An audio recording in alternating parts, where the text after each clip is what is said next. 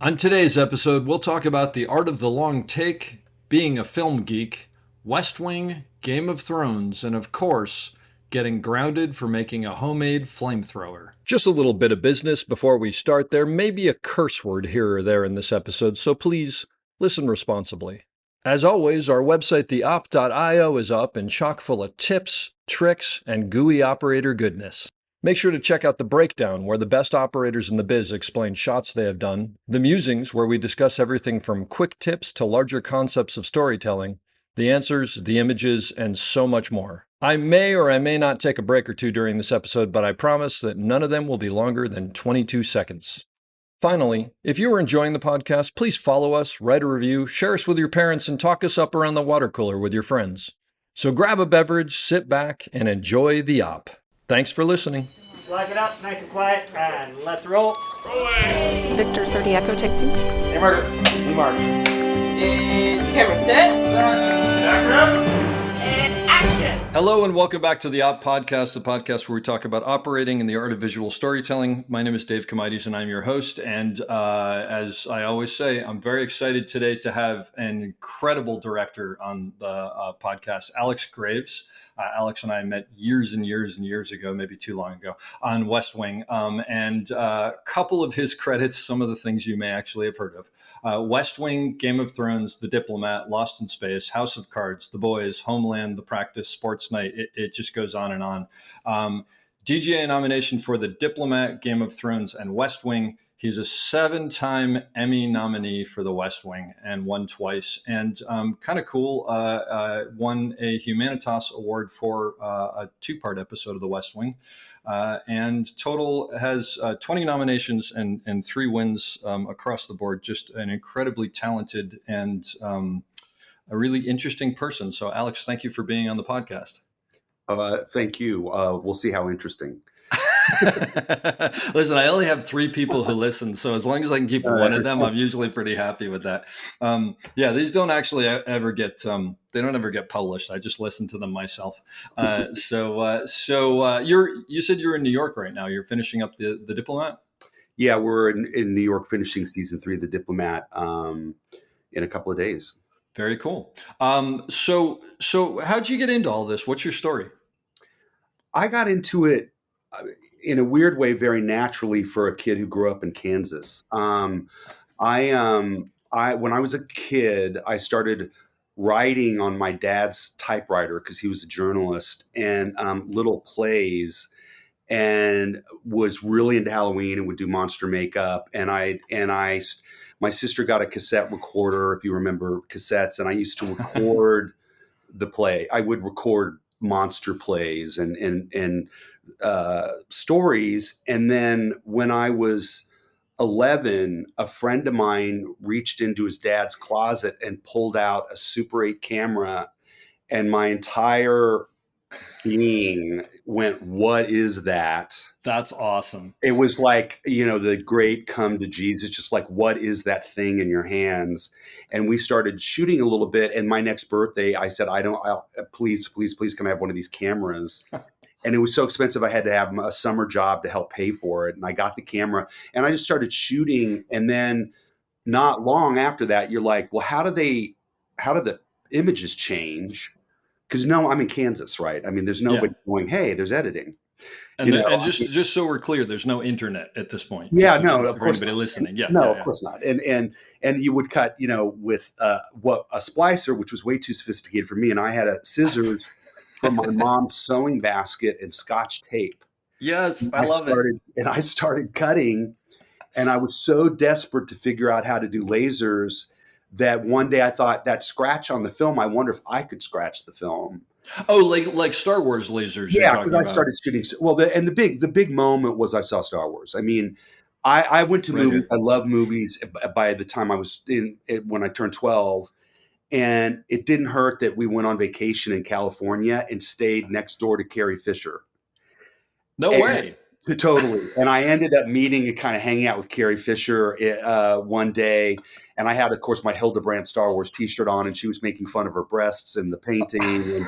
And she was so super nice and charming. But I That- but I went home like, I'm going to move to California and I want to be a director.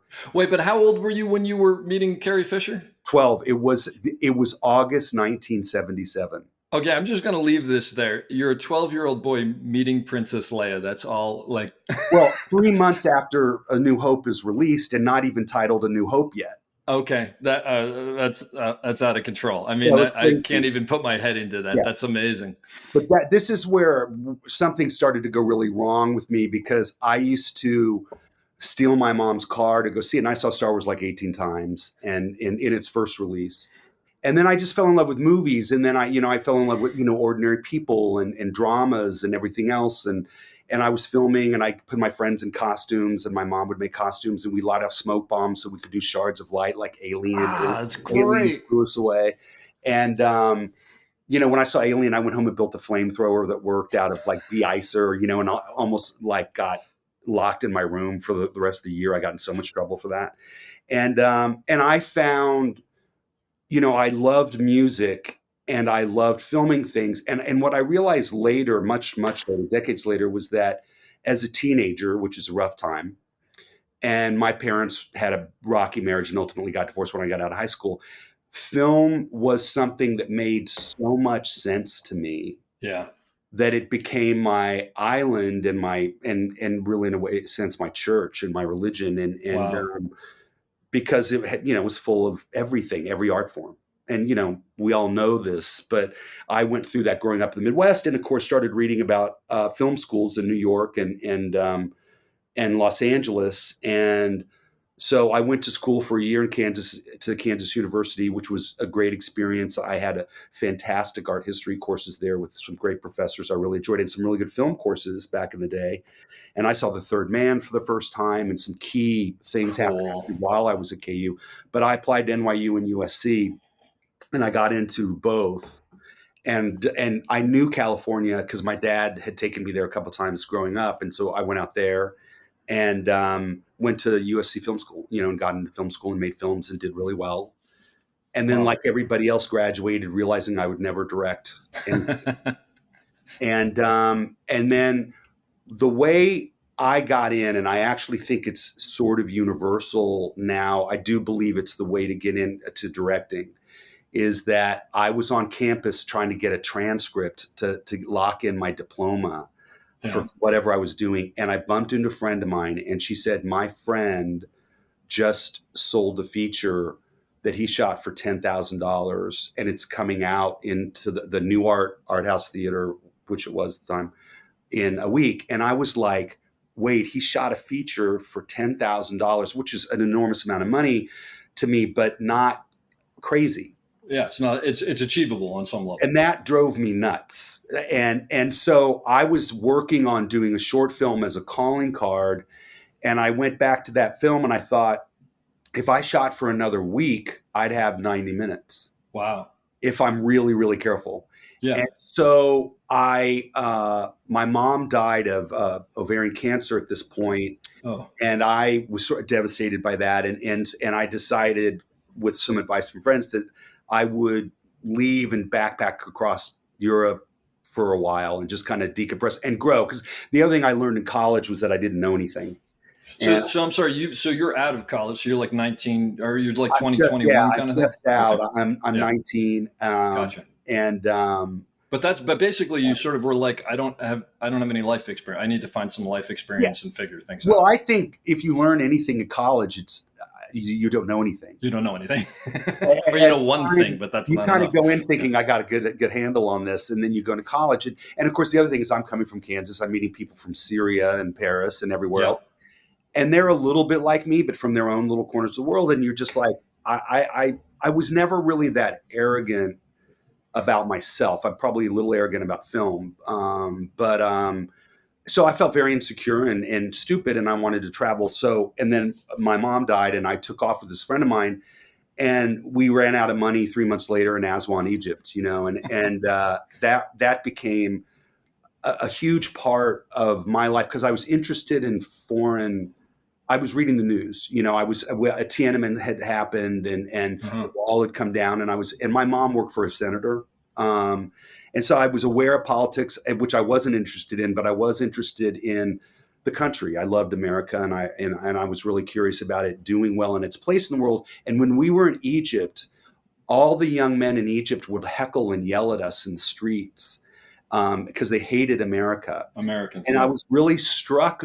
That really affected me because I was like, I didn't understand why. Why do they hate America? What have we done? Yeah. And so you start reading the paper and you start reading books and you start to find out what William Casey was doing with Reagan's foreign policy and other things. Yep. And that got me interested in what was going on. And around that time, Nick Kristof and his wife wrote their book, China Wakes. And Wow. it was about China rising. Mm-hmm. I found that fascinating. And of course, since then, as we know, China has risen. Yep. And so I got into all this stuff while I'm thinking about making an independent film. And my mom passes away. And after my mom passed away and I got back from Egypt, I was just like, if I'm going to do anything and survive, because I was devastated by losing her, I'm going to just go make a film. And Scorsese and Wells had said, you got to make a film when you're 25. Yeah. It was like building your own lightsaber, it was sort of a rite of passage. But so let me take you back for a second. But you had a short that you were planning on doing that you were going to extend, or is this something different? So I had a short I was going to do, and I threw it out and started. Oh, okay. And I threw it out because I realized in my mind, I adopted what was a no budget philosophy. Mm-hmm. And I started to write down what I had in Kansas with my family there that I could get for free. So what your assets are basically. Yeah. So I'm basically going, I'll make a noir. Yep. In Kansas, in my little hometown that nobody knows about, that's like an oil town in the middle of nowhere. Yeah, this is very Robert Rodriguez, right? Rebel Without a Film. It was during the Robert Rodriguez era, and I'd also seen Blood Simple. Okay, there you go. And you see, Blood Simple is one of those. It's like She's Gotta Have It. It's one of those key indie films where you go, oh, wait a minute, I might be able to climb that mountain. Well, because basically Blood Simple, I mean, there's not a lot of money in there. It's just really good storytelling. I mean, I remember, I think I actually gasped the first time that I saw the bullets coming through the wall and all the shafts of light coming. I mean, just like there's so much unbelievable. But like you said, it's not a lot of, it's just good storytelling. It's amazing. No, it's funny. You remind me of a Scorsese quote about Wells. In that moment of Blood Simple, which is, he said, the thing about Wells is like crack for directors. Like when you watch Wells's work, you're like, somebody give me a camera right now or I'm going to die. And that's one of those moments in Blood Simple in the climax when you're just like, oh my God, I got to make a movie right now. Yeah, absolutely. And that's how you know you're a filmmaker, is like, there's no, gee, I feel like it. It's like, it's unstoppable. It's an addiction. I mean, with good and bad, right? Like, Yeah, and for starters, you become the most boring person in the world.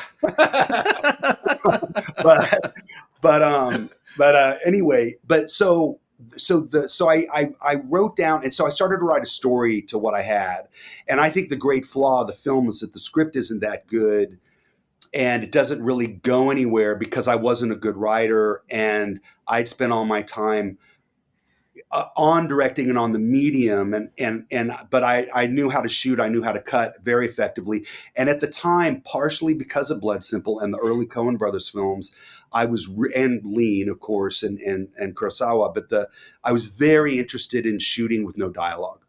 Oh wow. Yeah. And I think George Miller had said in an interview that the invention of sound was the worst thing that ever happened to film because it was developing into this, and I had seen Murnau's Sunrise and some of the silent films and started to go, wow, there is this other way, which is also reflected in 2001 and Fantasia and those types of films. Yeah. And so I made this tiny little noir where there's like a dialogue scene every 4 minutes, maybe, with minimal dialogue. And a lot of it's just its point of view. There's a main female character. You see everything through her point of view. And I did a nice job shooting it. And then what I did was I got 5 of my friends from film school who were out working with Jim Cameron as PAs and more on his films. And I think it was right after Terminator 2. Okay. And they were all trying to make their name as a DP, as an operator sound. Sure. and I put them all in two cars and a U-Haul, and we rented equipment in LA, drove across the country during the Anita Hill hearings, and Oh, listened wow. to the Anita Hill hearings in a way. And we're like, they're treating her terribly, and it was awful. And then we shot the movie in 14 days, drove back, returned the equipment, and I wrote a check for most of the money I had raised by asking my parents' friends and using some of my inheritance from my mom to finance the movie. And then, a long story short, because it took like 2 years, I got a job as a runner at a trailer editing place In Kansas? in LA. No, I In lived LA. in Okay, that's what I figured. Oh, okay. I'm Oh, way you in just LA went at back to this Kansas. point. I got Yeah, you. we Okay. just went back to Kansas for the oil derricks and the Sure. Yeah. and I'm in LA, and I get a job at a trailer editing place. And what I do is I become an assistant to the head trailer editor and manager, who's this wonderful guy named Jeremy Sauter, who was super kind to me. And when everybody went home at 7, I would pull out my transferred videotapes, and I would edit the movie and do the sound on the videotape editing systems. And I'd cut all night and then walk down the street, wash my face, have coffee, and pretend I was awake and go back to work. And I posted the movie on video for a couple of weeks doing this, then cut the negative. And I had Did you cut it yourself? Yeah. And I had a 2-to-1 ratio. So when I was done cutting, there was almost no negative left in the box. Oh my gosh. It was hilarious. Yeah. And I made a print, and then I didn't know what to do with it. So I sent it around to some film festivals. I got into the Santa Fe Film Festival. It did well. I got really good reviews. And so then I cut a trailer to the movie, and I sent it to a bunch of the indie distributors at the time. And Miramax called, and over time, Harvey Weinstein bought the movie. Wow. Wait, what's this called? It's called The Crude Oasis. And can you see it? Is it out? Is it out somewhere? It's on YouTube. Somebody put it on YouTube where I'm not making any money off of it. And I never did.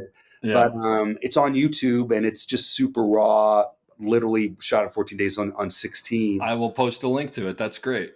But what happened, and this is to go back to what I'm saying about the way into directing, is that Miramax released it in 25 cities against Braveheart and Apollo 13. In theaters, you mean? In theaters, yeah. It was released nationally. Yeah. As an art, this is when, there were foreign films like Judo and Raise the Red Lantern, and El Mariachi had been out recently. And there was this little thing where they were releasing these little movies, and they bought it and released it. And Paul Haggis saw it. Wow. Who went on to win 2 Academy Awards and have quite a career. And he was the showrunner on a show called Michael Hayes at the time. He'd been a TV writer. He'd done a Canadian Mountie series. I can't even remember the name of it. He was a showrunner, a functioning showrunner on TV. And he saw it, and he called, and he said, "Will you do one of our episodes of our show? I thought your movie was amazing." Wow. And I had an agent. I'd had an agent for about 7 days, and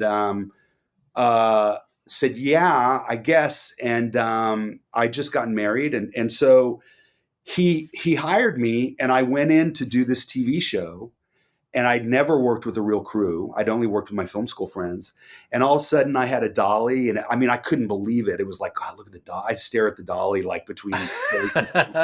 Wait, I have to back up. What was it like to get that phone call I'm assuming it was out of the blue from Paul Haggis, who wasn't Paul Haggis yet, but still. It was a little out of the blue, and it's important to point out that it wasn't quite that easy, and that my brother-in-law at the time, was an Australian producer named Greg Coote, who was an enormous producer, and he had helped found Village Roadshow back in the very beginning. Okay, wow. And he was my brother-in-law. So when they got interested, he went in and said, "Harvey, this is my brother-in-law." I got you. Okay, but still, I mean, to get that kind of like And validation. the thing was, cutting a trailer and sending it in and having Miramax call up and go, "Yeah, we're interested," was, it was incredible. It was like getting into film school for me at the time. It was like, I couldn't believe it. But the thing you learn is, if you do things, that's what happens. Yes. If you don't do things, they definitely don't happen. Yeah. Right? If you don't do anything, nothing happens. But if you actually just, Lucas said once, if you step out of the cage, if you dare, because the door's open. That's great. Yeah. Yeah. And it is, I keep telling myself this now every day. It's like, well, do it, you idiot. Yeah. Stop thinking about it, because if you do things, it's the physics of our business is that movement starts to happen. If you start Yeah. to, Yeah. but Well, and then talking about being on that set for the first time. So, I mean, I love the fact that you're staring at the dolly because it's just like, wait, I camera, can actually move the camera well and whatever. I'm sure it was amazing. But was it completely overwhelming, or did you feel like you could? I got this. This is arrogant, and it actually isn't arrogant because it's true. I've always felt very at home filming. Hey.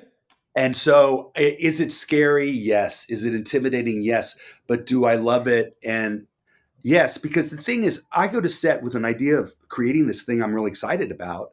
Yeah. And my excitement always took over. And it's important to point this out because you wouldn't know it. And it's a lot of people never believe it. I'm extremely shy.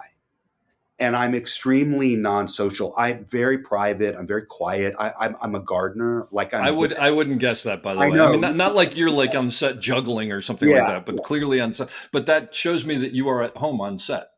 Well, that's the thing is like I'm a very quiet person, and you put me on a set with a camera and I'm a madman, and I'm a very happy madman, and so that's what happened. And I got, so I did Michael Hayes, and the guys at David Kelly were making the first episodes of The Practice, which at the time was this new legal show. And they called and said, we liked your episode. Will you come over? And I did a practice, and I really hit it off with the David Kelly people, and David. I thought David was was the first writer where I went, wow, you really know what you're doing, at a different level. And he was doing his famous thing where he was writing a practice for 2 days, and then he'd write an Ally McBeal for 2 days. Oh, that's right. He used to write every show on television for a while. Yeah, and he'd sit down and just write the episodes like God was just speaking to him, like Mozart. Wow. So then they have a director who doesn't do well on Ally McBeal, who they then have to reshoot half the episode, and I just did The Practice. And this all happened in about 2 months. I finished this episode of The Practice. They love it. Practice wins the Emmy, so it's off and running. Yeah. Ally is a audience hit, and they need me to reshoot an episode. And I'm very nervous about working with Callista and doing that show. And I go down, and I realize like Callista's the most talented person I've ever seen in front of a camera. And the show's great. And unbeknownst to me, Mike Listo, who was a producer on Ally McBeal, is barbecue on Sunday weekends buddies with a guy named Tommy Schlamme. I love how all this works. It's crazy. I know. And Tommy is in the middle of like episode 4 or 5 of Sports Night. Yeah. And they're having a challenging time shooting the show because it's a single camera comedy with a ton of steady cam and long takes. Yeah. So the studio thinks it's a sitcom, but Tommy's shooting it like a movie. Oh yeah. And being super inventive and out there, of course, as he is with Aaron, and they're forming their bond because, come to find out years later, nobody would make West Wing, so they did Sports Night. Yep. And so I'm set up to go meet Tommy to direct Sports Night, and I go over and I meet Tommy, and I remember him saying, "You always want to make sure you work with people as smart or smarter than you." I love Tommy. I know. I love Tommy too. Tommy was like, and he means it. It's not just not just lip service. I mean, he literally means it. Yeah. No, my mind's racing around Tommy, so I got to get around that. So then, because I have so much feeling and everything for Tommy, I totally get it, and I know you do. And so then he's like, "You got to meet Aaron," because Aaron's writing the show, and I knew who Aaron was. I was like, I loved Aaron. Oh, so that was my question. So like at that, because I lose track. So at that point, Aaron Sorkin was like just because of A Few Good Men or something else, and The American President. And The American President. Okay, he was in with Warren Beatty and rewriting Bulworth, and I mean, he was a big deal. Oh, I didn't know that. Oh, wow. Oh, yeah. Aaron was a big, probably one of the biggest Hollywood screenwriters going.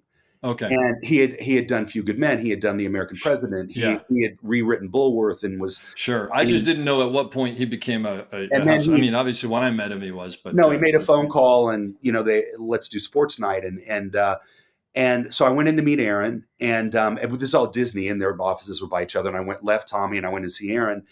and we started talking about movies and sports night, and took off. And of course, I knew all the old screenwriters that he loved, and Oh, that's great. and we hit it off like college friends. I can't imagine. Even Yeah, though yeah. he was, dare I say, older than I was, but I was like, he was everything I hoped he'd be. Well, he's also like, when he gets excited about something, he's just a Yeah. big kid. I mean, Well, he's so I could like totally all see of it. us. Yeah, Yeah. exactly. Yeah, And the other thing was, been shown an episode of Sports Night, and I thought it was incredible. Okay, now we're going to stop for a second, because this is the point where every once in a while we hit on something that I don't think enough people know about, that they should know about. Okay. And I just want to add, so what I personally think, by the way, and anybody who's listening to this, you should watch Sports Night. Yeah. I think episode 2, The Apology, that Tommy directed, Mhm. the last, I don't know, I don't have it in front of me, but 2 minutes of that episode where it's sort of all come. It may be the best thing ever created on television. To this day, when I see it, I lose my breath. What was the? Do you remember what the episode they showed you was? It's the first episode. The first episode where they come in and they see him winning the marathon or something like that, Unlike you, I don't remember, and I'm sorry, Okay. Tommy, I don't remember that. That's right. The greatest thing, but it's a great show, right? no, it was one of the greatest shows ever mounted. And the thing that I remember the most about it, which I then felt about West Wing when I saw it, was I couldn't believe what Aaron got written and what Tommy got directed in that period of time. It was it's like an information dump almost. You couldn't believe that much had happened dramatically, comedically, elegantly. The film, shooting, everything. So I wanted to. It was probably the first thing in TV which by the way, at that point, I didn't even know if I wanted to do television, because I was scared it was the garbage pit that everyone described it as. Well, it wasn't what it is today, certainly. That's for sure. And I didn't realize at the time that I was moving over all the garbage without even knowing about it. Yeah, right. And so I met Aaron, and in the middle of my meeting with Aaron, Tommy came in and said, "I'm so sorry to interrupt, Aaron. We just got a call. They just found the Oval Office from American President in Simi Valley in a warehouse." And Aaron's like, "Oh, you're kidding? That's fantastic." And they're talking about the Oval Office set. And I'm like, what are you doing with the Oval Office set? And they said, "Oh, we just got greenlit to make this pilot we're trying to make called The West Wing." So did you showed up on the second season of Sports Night, I'm assuming then? First. No, must have been no, it was like episode 6 or 7. Oh, okay. All right. Yeah. Gotcha. Oh, I didn't realize it was that much of an overlap. Gotcha. Okay. Yeah. So I direct Sports Night while they shoot the pilot of West Wing. Oh, wow. Okay. And I was the first director to finish Sports Night on time, largely because Tommy had been directing it. And so it wasn't that hard. and had a great time. Loved the cast. Fantastic actors. Amazing. Felicity Huffman was one of the most gracious, excellent, smartest, wonderful actors I ever worked with to this day, and loved her. And she set a great standard on the set and was a great lady.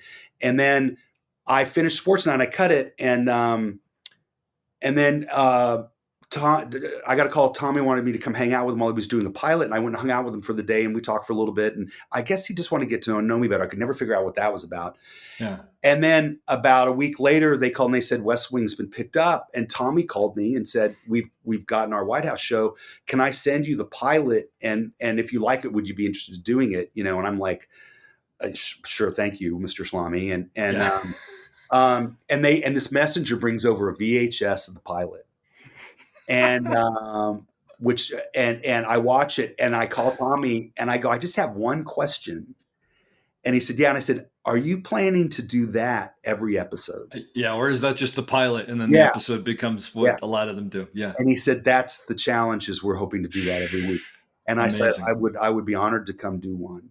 Anyone who hasn't seen the pilot for The West Wing, go watch it right now. Yeah. I mean, again, they're both incredible. Yeah. That's just, you must have just felt like a gift was just given to you. I mean, given something that good. And it was. And I mean, and this gets into the extremely fortunate part of my life, which is, I'm booked completely at David Kelly on Ally McBeal's and The Practice. Oh yeah. Right. And on those shows, they were very set stylistically, and they didn't want directors to have any sense of style, and they wanted him to do the look of the show. Yeah. And the thing that always bumped me about that is that every script's different.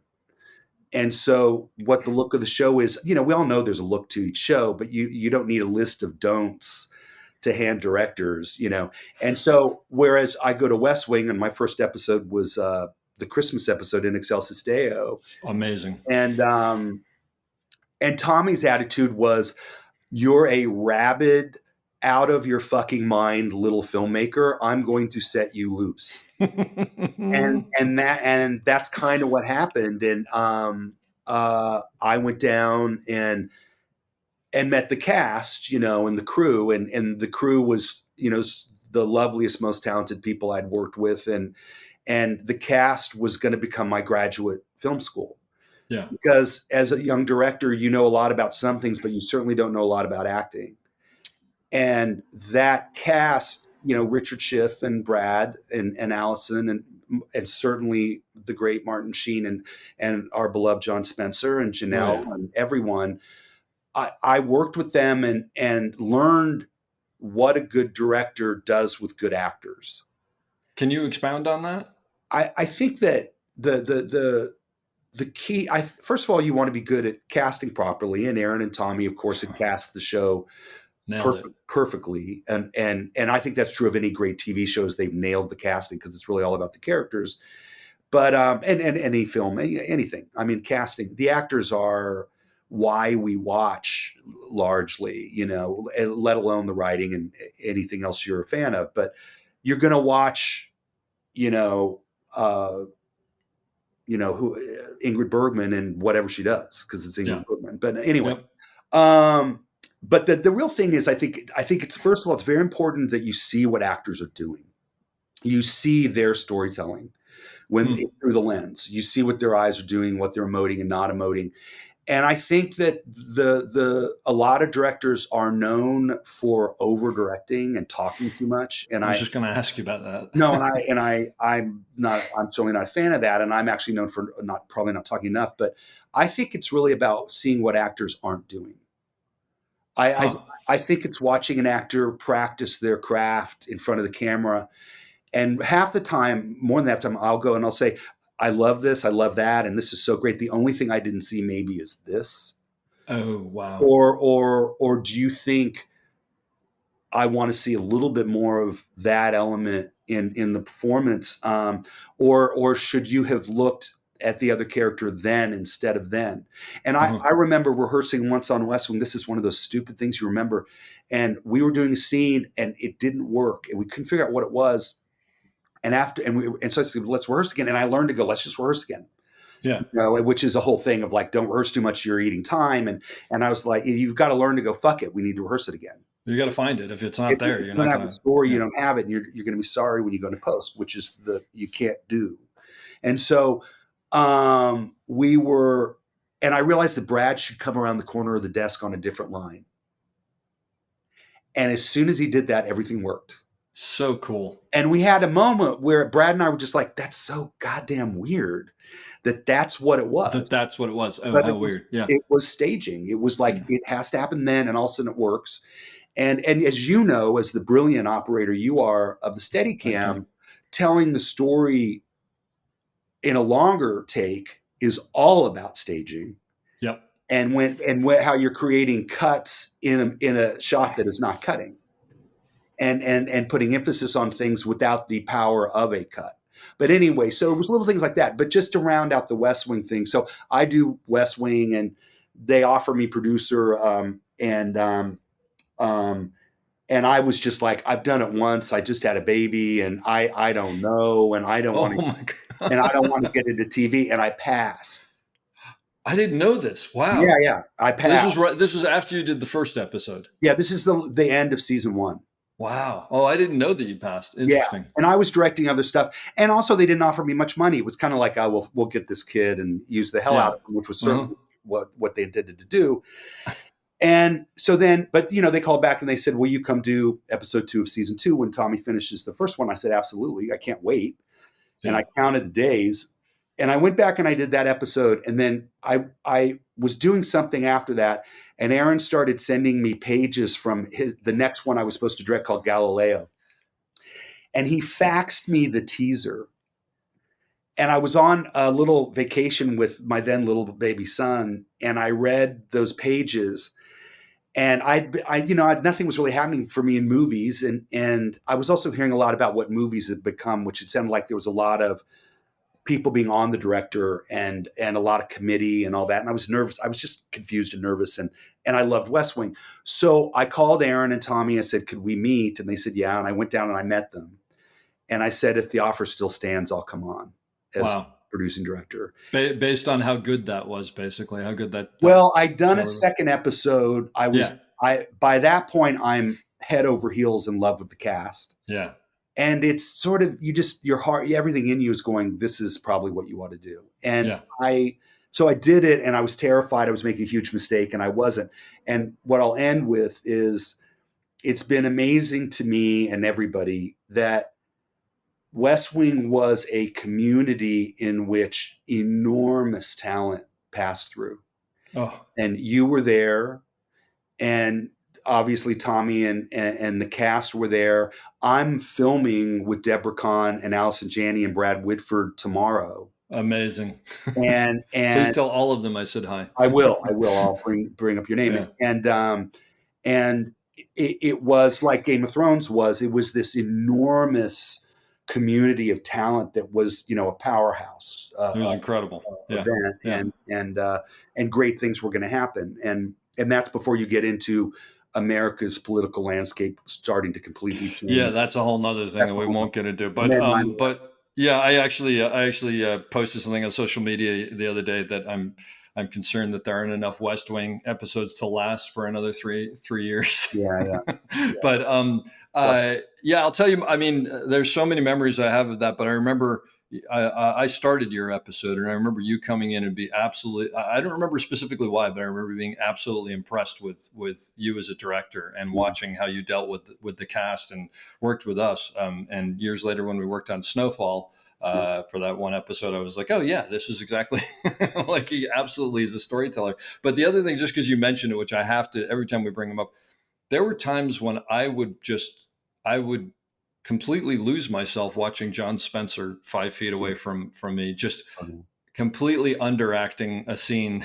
And I mean, I don't know. I guess there's a question in this somewhere. Were you as sort of blown away by being able to watch these incredible? I mean, I don't think I've ever been in a situation where everybody was on the top of their game the way that show was. It was incredible. Yeah. I mean, this is maybe the greatest gift in my career creatively, was that I was ordered and paid to go watch those actors every day for 7 years. Yeah. And I learned, and Richard Schiff was known for being a little bristly with directors, and Richard labeled me his director, and in the early days he was a big fan of mine. And he said, like, you see what I'm doing. Yeah. And that for me was this enormously helpful validation of like, okay, so that is what I need to be doing for you to help you. And the other thing I learned was that, as you remember, the pressure to make that show was incredible. And it to this day, I want to be clear, West Wing's the hardest thing I've ever done. Oh, really? Interesting. Oh, yeah. And everybody would go, Game of Thrones and West Wing. We would come in the morning and do a 3-minute take with 50 extras on a set and props and heavy political story and personal and psychological subtext. Yep. By 11 in the morning. And it was really hard. And go ahead. Sorry. No, and I was just going to say the pressure was incredible. And so where I went with that grew me into the director I am today was I was like, how do I create a relaxed environment on set? Yeah. How do I make it seem fun and effervescent and pleasurable? And the way I learned in the early shows that I did was somebody said to me, David Kelly, I think, I was surprised everybody would listen to me because I was this kid. And they said, you're so enthusiastic, nobody knows what to do. And I was like, really? And so I thought, okay, give in, and so I would go on set as you do when you're working, go, we're here and then we're over there and then they're doing this and you sit like, oh my God, that was fantastic. Holy, I can't believe it. Because let your love flow for the medium. Yeah. Yeah. I mean, there are definitely still times, and I'm sure you have it too, where it's like, as hard as it is and as annoying as something is or whatever, I kind of look back and I'm like, I actually get asked to do this. And a very good friend of mine, Don Devine, who's a great operator, he goes, that point between roll and cut, like I'd do that for free if I could, if it was available to me. Yeah. It's just, it's magic. When you came into West Wing, were you overwhelmed by the long Steadicam stuff? Because that was not normal, except for maybe on ER or something like that. I mean, well, some of the things, but. Are you kidding? I was like, I'm home. Oh, really? Okay. Oh my God. Yeah, because all I ever wanted to do was long takes. I had been a big fan. Okay.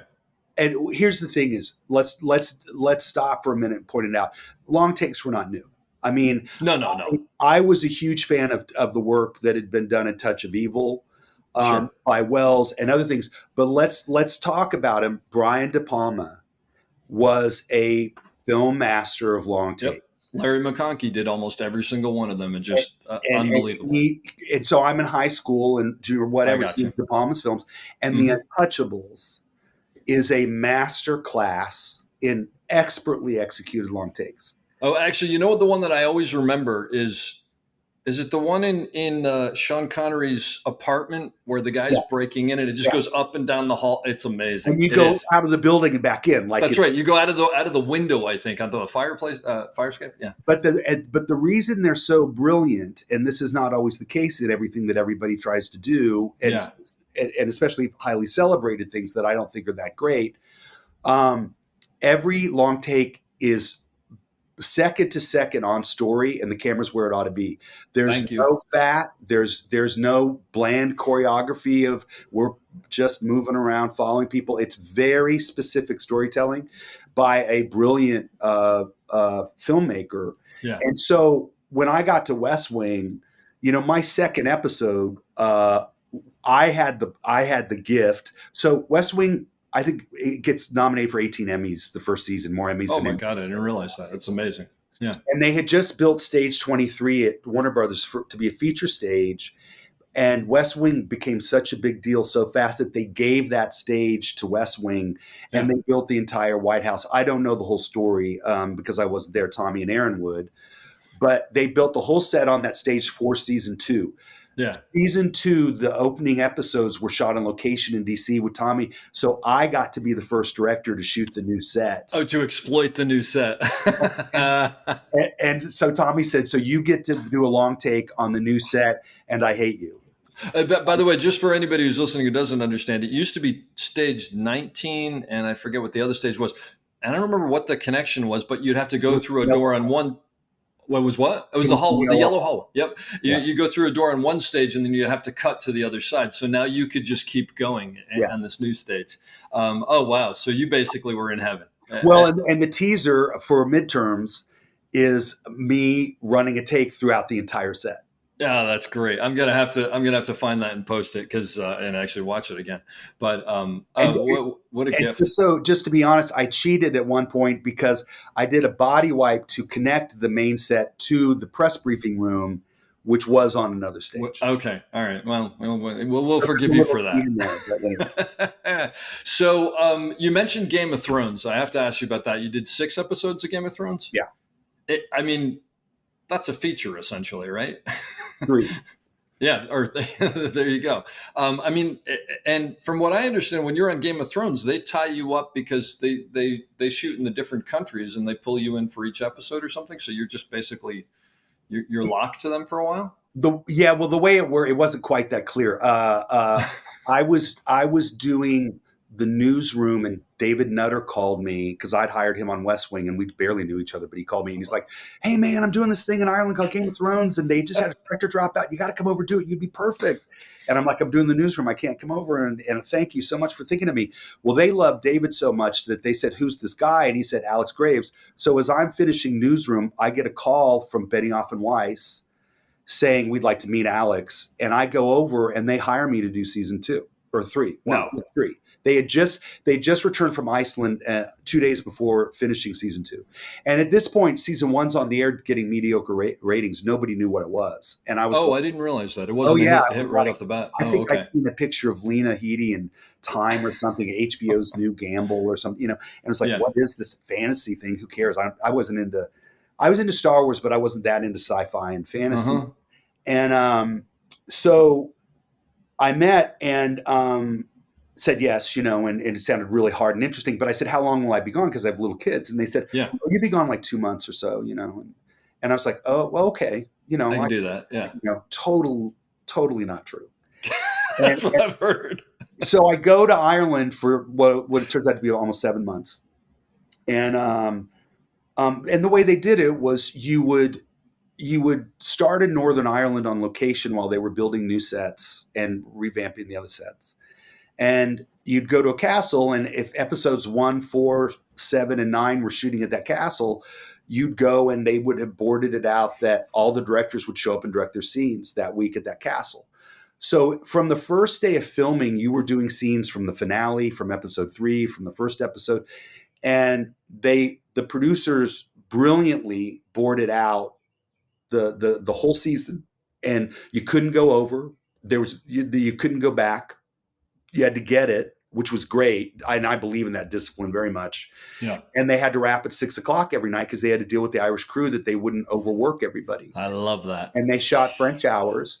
And so Game of Thrones was shot from 7 to 6 p.m. Wrap on time. Really tried not to do nights, except famously in the last season. Mm-hmm. And it was very civilized and incredibly hard to pull off. Wow. And because it's the same old thing, because everyone says, oh, you must have been rolling in money. And for what's on the page, you're not. I'm sure. Yeah. The best way to describe doing Game of Thrones in a microcosm is I had a scene with 8,000 soldiers and I could only afford 350.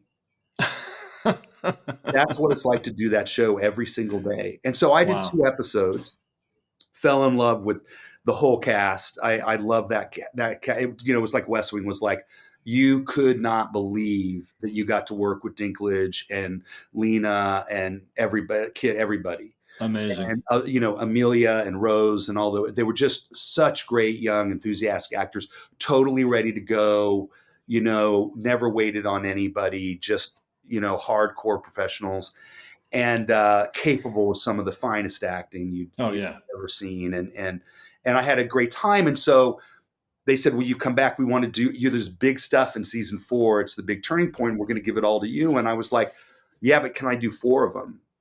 Because to go away for 7 months and do 2 hours is not a very good way to pay for your bills. Yeah. As a parent of 2. And so they said yes, against the chagrin of some people who thought that was a lot of, I don't know what they thought, and I went back and I did my 4 episodes and I shot for almost 101 days in a row. Wow. So like I said, it is a feature. It's a couple of features, actually. We're doing 4 hours of Game of Thrones. That's 2 movies. That's 2 movies. Yeah. And not little movies. Yeah. And it was hard. I mean, it was one of the hardest things I've ever done for sure. I don't want to, it's not like West Wing was filming in 3 feet of mud. It's a different kind of hard, right? I mean, but obviously, look, they're obviously set up for accomplishing that. So I'm sure they've got great people who are helping you juggle all that and figure it out, as you're going along. The thing is, as a geek, it can be easier to film a battle than it is to film a really sublime psychological political theme. Interesting. Yeah. You know what I mean? Right. We're directing Aaron's work is a minute-to-minute threat that you're going to screw it up. Mm. And directing a battle and something like that on Game of Thrones, oddly, the stakes aren't that high. It's fun. The best part of Game of Thrones, and one of the most famous parts of Game of Thrones, were all the character scenes. Sure. Yeah. And that was what was really cool. That I think what I brought to Thrones was I had learned a lot about doing scenes and character work from the actors and the writers like Aaron that I'd worked with, but all I really wanted to do was make Star Wars. And so when I got to Thrones, I was in heaven. Yeah. Creatively, it was a very hard time in my life, but creatively, I was where I want to live. That's fantastic. It's funny because we've been talking about being excited about filmmaking, and then you mentioned David Nutter. I know a few people who are more excited about filmmaking than David Nutter when he's on set. It's unbelievable. Yeah, David is A great director. yeah, Great director. and an incredibly great guy.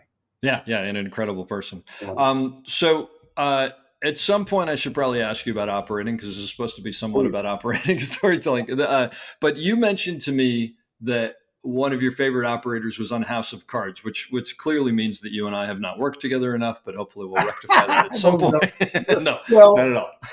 You finish, and then I'm going to let you have it. Go ahead. Okay. No, but I want to know about House of Cards, because I have to assume, working on a Fincher show, there must be certain parameters that you have to exist within it. I would assume it's not just do whatever you want, but maybe I'm wrong. But also, who was that, if you don't mind sharing it, and also what makes you say that they were one of your favorite operators? What are the qualities that they have as an operator that impress you? This is going to be a two-part answer, Okay. and part one will be that. So, the operator to me is my brother or my sister, and because when you go on set with good material and you have the ambition to do something with it, and you go in the morning and there's nothing there. You have a script and you have actors and you have an operator who you hope is not only knows how to operate the camera well and with his team, but will understand the work. So then you rehearse with the actors, and you're with actors who hopefully are civilized, intelligent, and prepared. And you all decide what the story is going to be that you film from the script in that moment, in the rehearsals.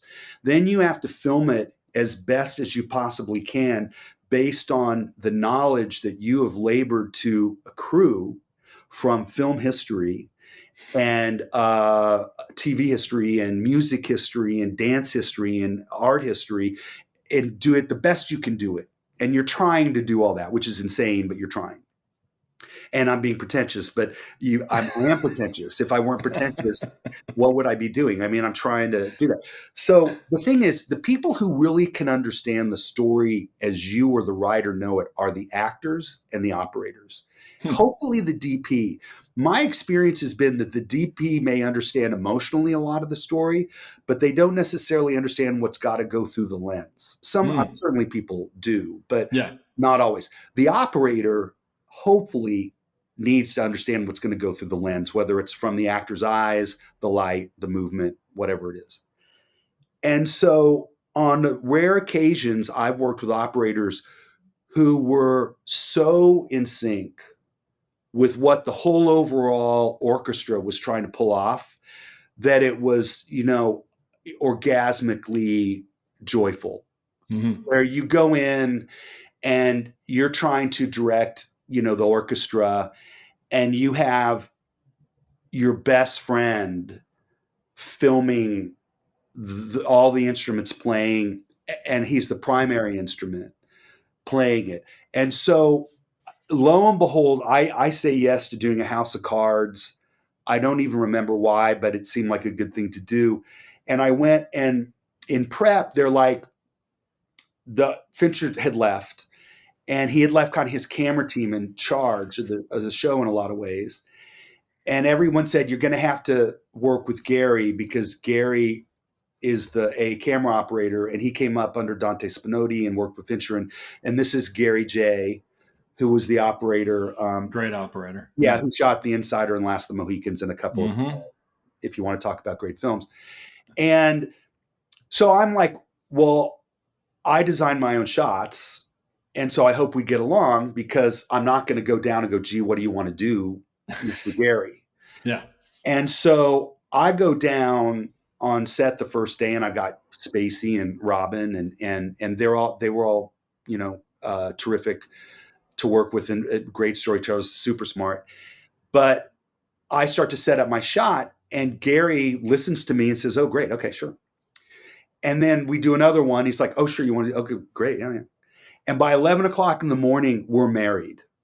And I'm like, this guy, I think I probably said Gary more than I said the actors' names on the set. It was just like, hey, Gary, let's get over here and do this. Because he was such, and the thing about him, like any great operator, was that he understood the power of every aspect of the camera and what it could do.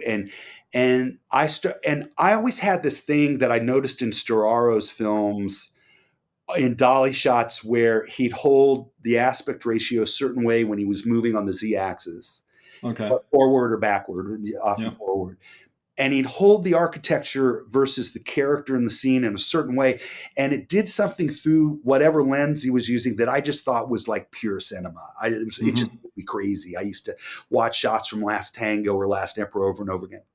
Well, I was filming with Gary on the second day, and he lined up a shot, and it was on a 32 mil, because Fincher had basically said, we're going to shoot everything on a 32 mil. Yeah. And that blew my mind, because as a spastic geek director who wanted to learn lenses, and really West Wing for me was my lens university. I decided I needed to and did learn all about lenses on West Wing. So I got to know them. So then you're using a lot of lenses. And it doesn't occur to you, if you're stupid like me, that there's also a way to reverse that and only use one lens and one focal length. You're not, I know. And so that if you deviate from that focal length, it makes a statement. It makes a statement. Yeah. So it's like handheld, right? If you do everything handheld, the handheld has no, but if you punctuate it, same thing. So by shooting everything on a 32 millimeter lens, you reinvent the grammar of filmmaking in that environment immediately.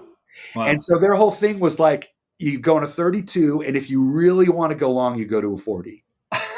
And I think it was on the first or second day I had use for the 40. I went, I want to go long, so let's put a 40 on. And everybody went, whoa. Who's the new guy? Everybody would look at Gary, and Gary would go, yeah, great. And then I started moving the camera, and Gary knew that I knew how to move the camera. But the other thing he did was, we were shooting a night scene early on, and I noticed that when he was moving the camera, he held the street lamp on the upper left corner no matter where he went with the camera. He would use it as an anchor. Okay. Yeah. And he said, and I think I understand this, he said, I'll always use a light source as an anchor on the edge of frame. And you can either cut it in half or have it, but when I move, I'll hold it no matter where I go, give or take, the arc of the shot. Sure.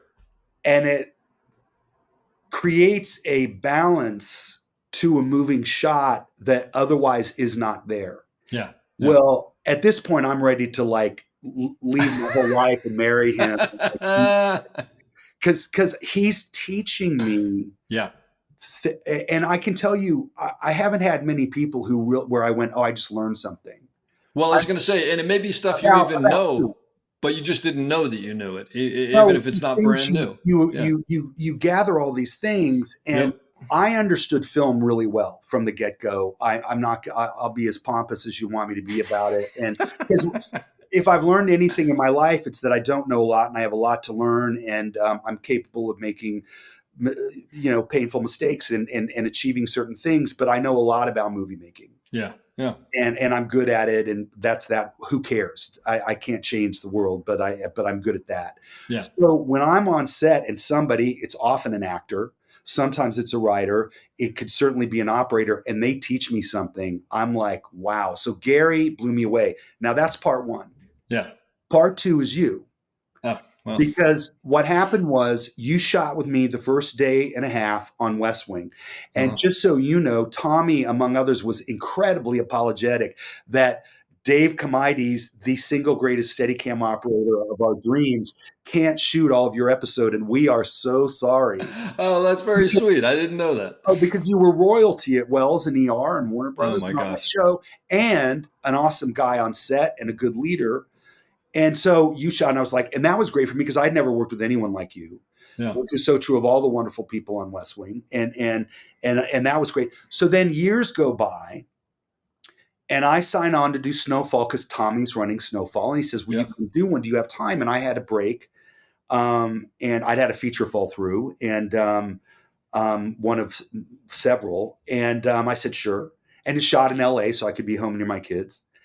And I went down to do Snowfall, and I prepared, the way I always prepare, and I had a shot list, and everything really worked out before I went to set.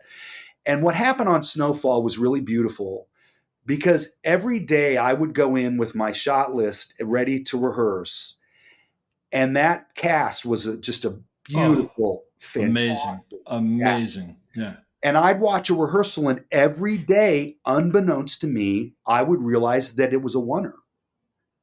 I remember that. And you were with me, and then I'd say, Dave, don't you think it starts here and it goes here and it ends there, and that's the scene, and that's a shot, and you immediately understood the entire take and scene and shot. Now that just doesn't happen, Dave. I mean, it doesn't happen for me. I go to work every day wishing it would happen. It doesn't happen. And so for that 10-day period or whatever it was, I had this sort of, blissful filming experience of going in and being surprised in rehearsal by the actors and the story, immediately seeing something I had not prepared that you immediately understood and then filmed for me perfectly. And it was a sublime experience. Wow. And I would have loved to have gone back and done a lot more Snowfall with that cast and with you had I not I'm pulled away to do other things. I think that was... Well, I'm completely honest when I say I'm humbled to hear that from someone like you. It was a great experience, and I so appreciate you saying all that. Although that's not what I was looking for. But usually I'm the one who talks me up in the podcast. But you know what? I do remember very specifically from that episode, and I'm 99% sure that this was exactly what you wanted to do. There was a scene, and anyone who hasn't seen Snowfall, you really should watch Snowfall because it's another underrated show. Yeah. There was a scene where Franklin and like one or two other people, I don't remember who, were in the kitchen and he's talking on the phone. And we did this oneer that was just you remember what I'm talking about? It was a 4-foot slider that really didn't see into the kitchen except a little at first and just slowly revealed everybody in the kitchen. And it was weird because I remember setting it up and it was almost like they each had different lines and it almost revealed them as their lines were coming up. And I remember when we were setting it up going, I don't know, this just sort of seems like it's a little too on the nose. And then we did it. And it just works so spectacularly. And it's not what you think of as a oneer. I mean, it's not what you would ever think of, but it was just such a wonderful way of like revealing these layers of that scene. It was really great. It was really great.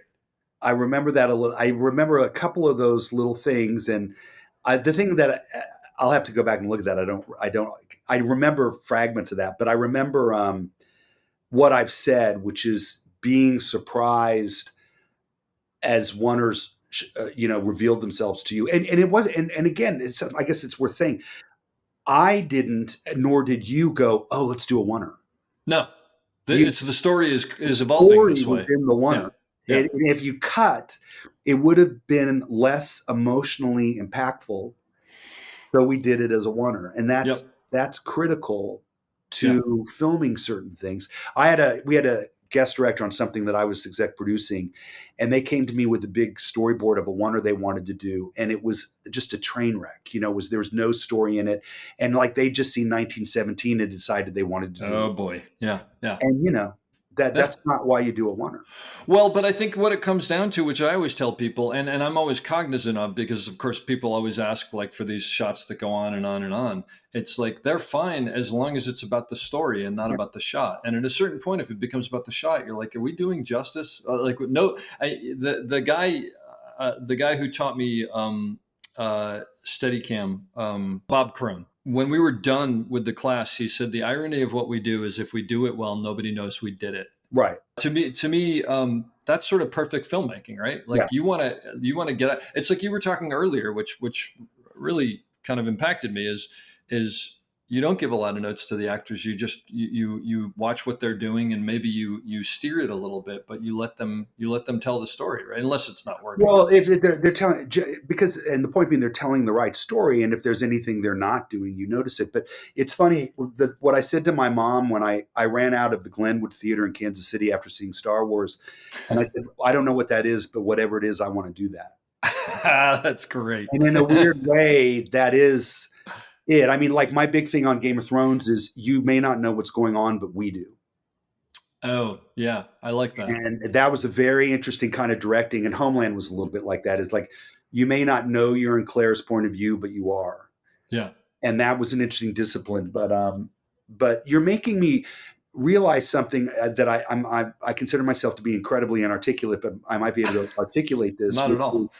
Which is the thing about a long take is a good long take is propulsive. Yes. And it isn't propulsive in its movement so much as it is in story or intellectual build. And it's creating a new level of suspense. And the great, to me, quote from Buñuel was at the end of his life, they said, if you had to say one thing about film, what would you say? And he said, well, I've been doing it for years. And if I learned anything, I guess I'd say it's all about one thing, and that's suspense. Yeah. Yeah. And it's propulsive narrative. And so if you're in a oneer that's just floating along, as they say, and I hate this word, covering the action, Yep. you're failing.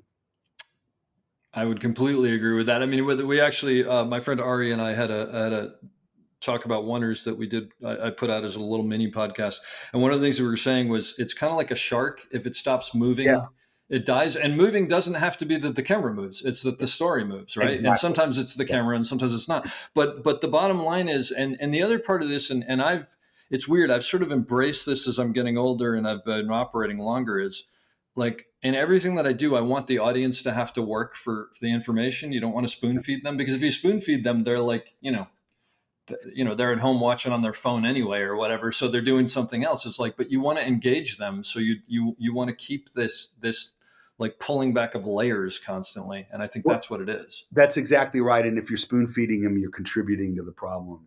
Yes, exactly. One thing, I was on a panel one time for West Wing, and somebody said, my big problem with West Wing is when I watch it, I have to lean forward so I don't miss anything. Good. What do you have to say about that? And my response was good.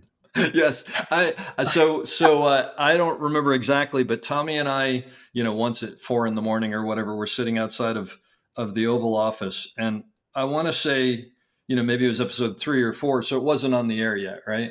Yeah. And I remember we had just done some huge scene, and I said, hey, are you and Aaron concerned at all that this is too smart for America? Mm. And he said something to the effect of, it probably is, or it might be, or something like that. And he said, but we decided we don't care. They're going to have to come to us. We're not going to bring it to them. And I think they did that. It's fantastic show.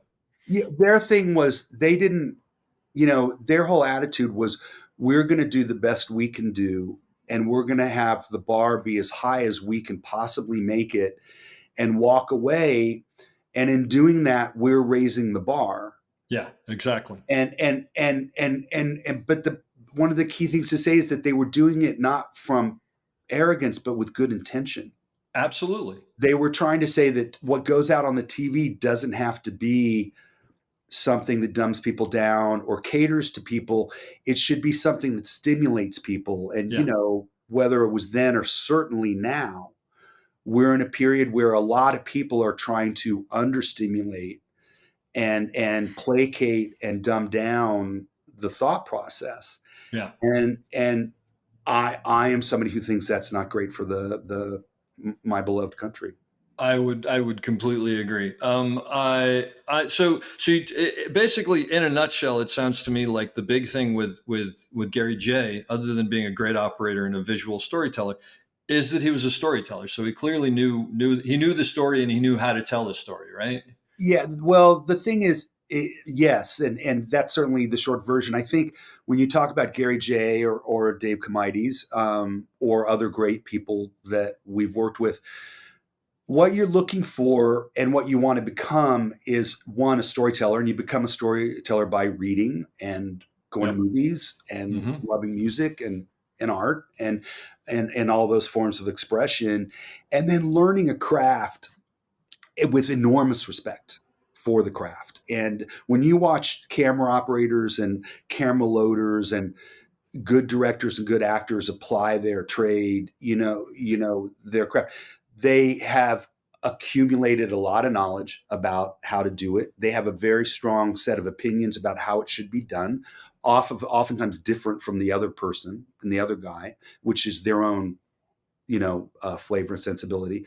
But they bring all that to their ability to tell stories, and then they grow themselves as storytellers and become hopefully expert storytellers. I mean, when I die, all I think about, which I think about more and more, is one, I want my kids to love me, but I want to know that I was a good, powerful storyteller. To leave that and behind. I told as many stories as I could. I've told a lot of stories. Yeah. And I loved every minute of it. So let me ask you the opposite of that. We've talked about what makes a good camera operator, and you've worked on a lot of different things. So a lot of them are high quality. So maybe you didn't run into this that much. But if you've ever run into someone who you consider to be a bad camera operator, are there things that camera operators have done, and you don't obviously have to name anybody or the show, that don't work for you, that aren't good? Well, I think when you, I actually fired a guy in Budapest on the spot. There you go. And it was really simple. He just didn't care about what he was doing. But in the sense that he wasn't listening to what you want and giving you what you were asking for, or well, here's what happened. And imagine this: he's sitting on his dolly, smoking on set, and I walk up and say, "Can we line up the shot?" And he sort of shrugs. And I say, "So I want to start over here on this frame." And he doesn't look through the viewfinder. He reaches over and just turns the camera in the direction I'm talking about. Oh, geez. He doesn't even look at the frame. And the thing is, he's not trying to be a jerk. He thinks he's just humoring me. Yeah. And so I walked over and I said, "I don't want to work with that guy starting." Wow. Because, and it was very simple. A bad operator, like a new operator who isn't good at it, could be a good operator. Yeah, they just haven't found it yet, he's right? trying. He hasn't figured out how to juggle the enormous skill set that it takes to do it. Yep. It's like anything else on a set, and it's why sets are such beautiful places. People who don't care just don't belong on a set. Mm-hmm. And so once in a while, you'll be with somebody and you realize they just don't care, and by not caring, they're not good at it. Yeah, and. Yeah. As you say, I have not come across that. I would imagine you haven't a lot, but it has. You do see it sometimes, and I see it. You'll get a C camera operator who's there for the day, and sometimes he's the best operator on set, which is awesome. And you never forget that guy because he was just brought in to do two things, and he was just crazy in love with what he was doing. Yep. Or you get a C operator who just doesn't care. And you just go, if you can be on set with actors and lights and not care today, you probably can on other days. Yeah. Because I can't go on a set and not just care with my whole heart and soul about what's going on. Yeah. I don't. If I could, I guess I should quit. But it's the most exciting. I think that I think that's a great answer to the question. I mean, I think you hit on something really big, which is it doesn't make a difference whether you're brand new or you've been doing this forever and you're an old veteran at it and you can nail every frame or whatever. You need to be excited about what you're doing. And sometimes it's hard because this business, especially the hours and whatever, sometimes you have to manufacture that excitement. But like as an A camera operator, I actually feel that that's actually a big part of my job because it flows to other parts of the crew, right? And if you're in there like trudging your feet and going, Jesus, we got to do this again, it gets out there. And I'm not going to say I'm always perfect about that, but you try your best. And then the other part that I just wondering what you think about this is like, I often tell people that I think our jobs are to take what you've given us and what the actors are giving us and what the DP is creating or whatever, and elevate it on some level. We don't always hit it out of the park because if it's not elevated enough to begin with, you're never going to get there. But as long as we've made it better and hopefully hit it out of the park, that's what it is. But sometimes that's the key. It's just you're adding your flavor to it and elevating it. But that's absolutely my experience with you and Gary is that if you were to ask me, I would go to you and Gary immediately as people who, when I was thinking I saw a shot, would go, well, wait there. And at that point in the arc, we probably want to be here versus there. And that'll clarify and get me that. And I'll go, oh shit, you're right. I hadn't seen that. Yeah. And you just not only elevated the shot, but completed the shot Yeah. and brought it home. And those are the greatest moments, it's whether it's you or Allison Janney, hitting a note that I didn't know was in the score and going, oh, wow, look what just happened. Like that's the Look, part of the that's day. exactly right. That's by the way, that's the best thing in the world to me. When a director comes around and been like, when you came around the corner and you pulled that in, it tied it all together. And it's like, to me, that's like, it's the best. How long you been directing? How many years? Professionally? I mean, professionally, yeah, I was since born. since the practice. No, I started. I made my feature in '95. Okay, It came out in '95. I mean, I shot it in before that, but so basically 30 years. Yeah, thank you. Yeah, sorry. You want a minute? I'm I'm older. But the reason that I no, you're seasoned. That's what I like to think. Yeah. Although my back hurts, and I'm like, why does my back hurt? Because I'm seasoned. So do you get nervous when you get a new job, when you get on a new set? Yeah. No, I always get nervous the night before I start filming, I still get nervous. I get nervous every morning, really. Now I have it. I'm known for having anxiety, anticipatory anxiety for sure, privately, but of course I do, because I'm worried about doing a good job. But is it just like, I don't know if I'm going to find this, or I don't know if I can do it? I don't know if I can do it as well as I should, or. I think a couple of classic ones are, will the cast think I'm stupid? I have an operator who doesn't know what I'm talking about. Uh-huh. And always, will I be smart enough with time to get it done? Because it's worth saying, as a director on any show, in any interview, I think directors should finish on time. And that may sound mediocre or inappropriate, but ever since I learned that Sinatra would only do 1 or 2 takes, I thought, you've got 10 or 11 or 12 hours to go in. And Game of Thrones is really the best example. We would go in on Game of Thrones, and as I said, wrap at 6:00. And I did some of the work I'm the most proud of in those hours, because I was prepared, and I had a vision, and I had a brilliant army to charge with. And we'd step away like Sinatra walking out of the booth after 1 take and say, look what we did today. But there's probably something empowering isn't the right word, but there's probably something positive about knowing you have a finite amount of time, because then you have to be that much more prepared. I mean, hopefully you're that much prepared anyway, but if you've got to get it by this time and you're not going to have another chance, you've got to come in swinging, right? Well, it's kind of a fuck you to the process. It's like, you're giving me 10 hours to do. Yeah. Well, I'll do it in 9. Here's what I'm going to do. Well, or like, here's what I'm going to do with your 10 hours. Yeah.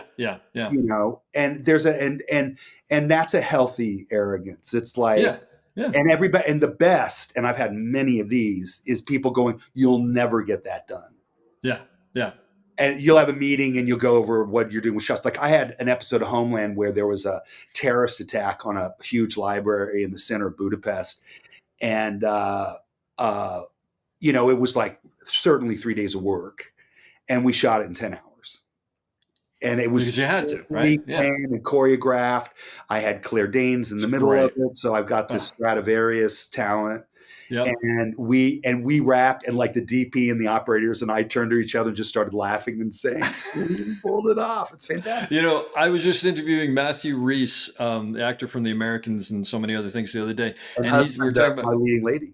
Yeah, that's right. Yeah. And he was saying the thing that he misses most about film was when they'd go, all right, we got time for just one more. Let's just go right back and do it just before the film runs out. Right. And he goes, and every single time, that was the take we used, because it was just a little bit faster and there was a little bit of urgency and whatever. Sure. And I think there's something to that, right? Yeah. Oh, absolutely. Yeah. Pressure. The pressure is one of your great weapons. Yeah. And I think Spielberg said something like, I don't know what he said something like this. So forgive me if I'm paraphrasing, a father to us all, Steven Spielberg. the great. But he said, if I get into a situation where there's a lot of pressure and not a lot of time and everybody's all on me, I get really good ideas. There you go. Yeah. And that's a real storyteller. It's probably true in different field sports and others.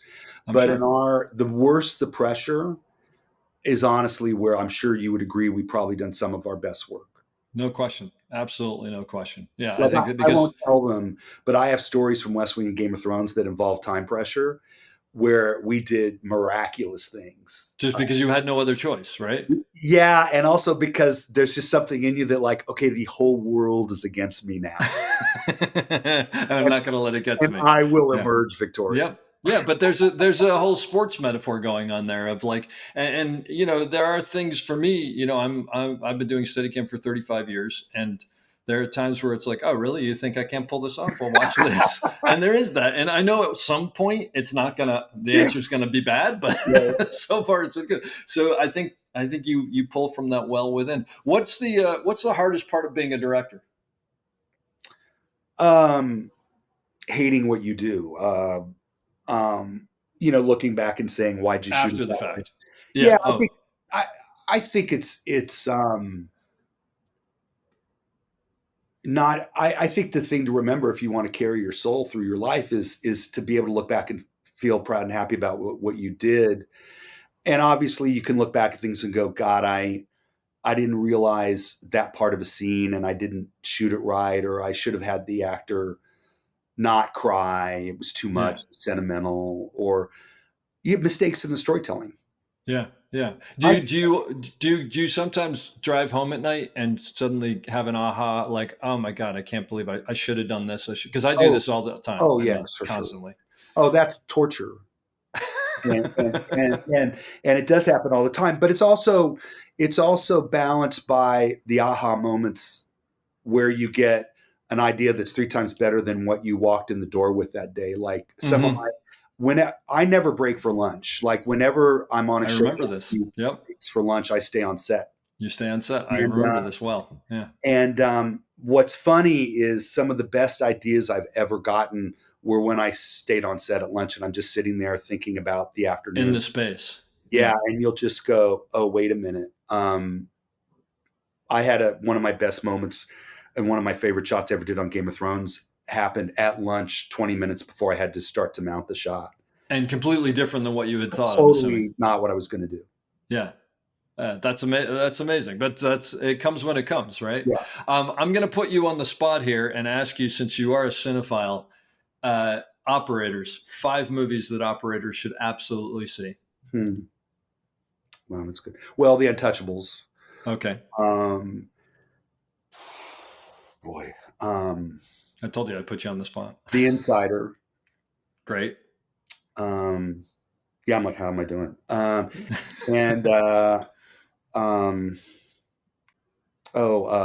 Ida. Oh, okay. Do you remember Ida? I do. Yeah, that's not one I would have thought of, but that's fantastic. And actually I should see it again. Ida, Throne of Blood. Okay. But that's easy. But well, and for me, probably the movie I never ever soften on is Lawrence.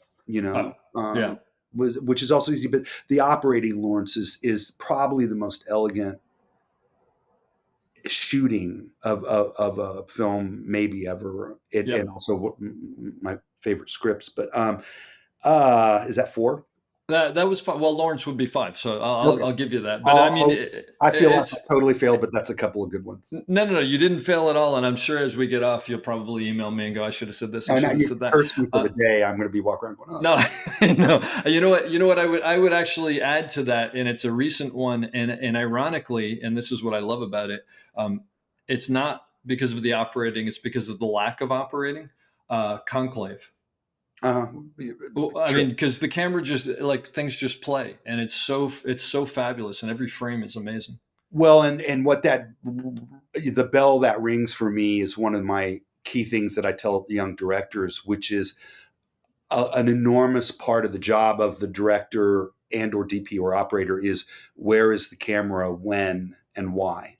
Yep. And I always tell people to watch The Graduate with the sound off. Oh, I love this because I tell people to watch movies all the time with the sound Yeah. off. Yeah. Watch 8.5 or The Graduate or Cabaret with the Yep. sound off. Oh, And you're exposed to the decision-making process that they went through on where to place the camera that actually you didn't realize it before is the whole movie. and you also see things that you never saw before because you're listening to this or listening. It's so funny. I tell people to do this all the time. Yeah, The first one I ever did it with was Silence of the Lambs, actually. Mhm. But there was, that's amazing. And I don't know if you find this as a director, but as a camera operator, I've found this over the years. As I set up a shot, it seems like the more I simplify it, the better it tends to get. Uh-huh. Just because invariably it means that we're telling the story well. But isn't that true of art? Like the simplicity, it's like Apple. You're striving towards something appearing very simple. That's actually very complex. That may be very complex. But also maybe isn't, and that's okay. Yeah. I mean, sometimes that's not the case, but I just find more often than not, it tends to be. And back to what you were saying, one of the other things I teach students is whenever I put the camera somewhere, I mean, Steadicams, it's not quite as much because it's moving, but if I put the dolly somewhere, I'll invariably a couple minutes later look at it and say, why did I put it there? And if I can't easily answer that question, I'll usually investigate, is there something I'm missing or but hopefully there's a reason that I put it there. No, I will say in terms of I've been doing The Diplomat now for 2 or so years, and Diplomat is shot like a television show. I mean, I'll be the first to say it. Okay. And the reason it's shot like a television show isn't that I decided it should be shot like a TV show. It's that Deborah's writing the story is in the people while they say her dialogue, similar to Aaron. Yeah. And you have to be on their eyes. And it has to be shot in a way where everything that is being said from one character to another character is landing. And so Aaron will write like a symphonic page and a half that you can listen to before you need to like engage with the other actor, connect, or have a cut say. Uh-huh. Whereas Deborah, that one character will interact or need to bounce off another character almost every 3 lines. And and I say that randomly, but it's in the writing. And in other words, the point is I need to be able to cut from their eyes to their eyes. Yeah. And so I am, for better or for worse, filming something somewhat conventionally because it needs to be shot that way. But it works. So you're serving the story. And like no we said one's earlier, saying, hey, it's a TV show and shoot it like a TV show. And hey, I don't want that. It's just, it's the best way to communicate the journey of the story. That's great. Yeah. So, well, and I also think that it shows, obviously, for lack of a better word, a maturity as a director to go, I don't need to move the camera all over. Yeah. I mean, I need to tell the story, and I'm telling the story, and this is the best way, and that's Thanks what for it that. is. Yeah. Because when I was younger, I would have been more insecure about it. I think I totally know. Yeah, totally. You know, I often, people are like coming up with these huge wonders, and I'm like, or we could put it in the corner in a sandbag. Now, granted, that's just because I'm tired, but you never know. Well, Alex, this has been fantastic. I sort of feel like I should have you on another time just to talk about old movies. But this has really been great because I've actually never sat down and talked with you this much. Because, no, I know. It's been a pleasure. Well, also because we haven't worked together enough, but also because you're on set during lunch and I'm trying to eat and then take a nap so I can come back and do after lunch. But I really appreciate it. Please give my best to Deb and Brad and Allison, and tell Brad to tell Allison how much fun he had on the podcast and you had on the podcast so that I can get Allison on the podcast. Not leaving Deb out, but she's a writer producer, so there's not quite as much, but maybe I'll get her on sometime. Anyway, but I'm going to leave you with the question that I leave everybody with, which is advice for someone getting into the industry today on how to succeed and or what you wish you knew back then that you now know. First of all, don't give up. You can never give up. If you give up, that's it. And if you don't give up, it'll happen. You just have to be patient and use every step towards your success to learn. listen to other people, be open to other people, study everything you can study to grow your experience in your mind out to make you a better storyteller, from, again, music, art, living, everything. There's so much. It's a great job because of that. And I think it's in the doing that if you go out and you shoot something and you put it together and it's a film, everyone will react to you as a filmmaker. So all you have to do is go out and do it and start to show it around. And if you're doing when you're doing a good enough job, early or later, people will notice and things will start to happen. But I would just say, don't give up and go do it. I hope you enjoyed that as much as I did. We'll be back soon with another great episode. Don't forget to check us out on theop.io for all sorts of information on operating and storytelling. So thanks for listening and have a great day.